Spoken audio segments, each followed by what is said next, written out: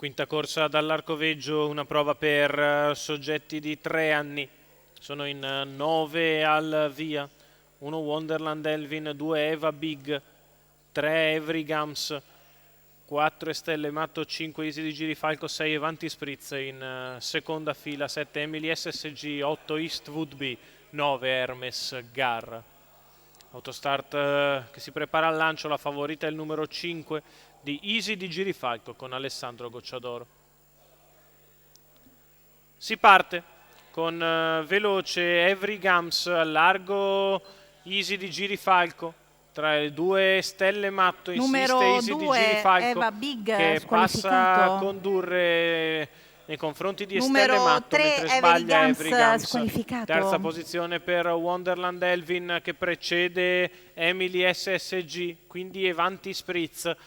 Poi alla retroguardia Eastwood B ed Hermes Gar. 14,2 la spesa di Easy di Girifalco per andare al comando nei confronti di Stelle Matto. La terza posizione per Wonderland Elvin che precede sempre Emily SSG e Avanti Spritz gli altri. Primo quarto in 29,4, completamento dei 600 metri in fila indiana in 45,4. Passaggio davanti alle tribune, Easy di Girifalco al comando nei confronti di Stelle Matto che la segue. Terza posizione per Wonderland Elvin che precede sempre Emily SSG, la quale muove al largo a un giro dalla conclusione, anticipata nelle mosse da Wonderland Elvin. Wonderland che prova la risalita, Emily SSG che si ributta in corda, precedendo sempre Avanti Spritz. Se ne va così il primo chilometro in 1:15,9. All'avanguardia Easy di Girifalco. Wonderland Elvin che prova a passare all'offensiva. Trascinandosi Emily SSG, va di dentro Avanti Spritz, seconda in corda e sempre Stelle Matto a 400 dalla conclusione, 14,5 la retta di là.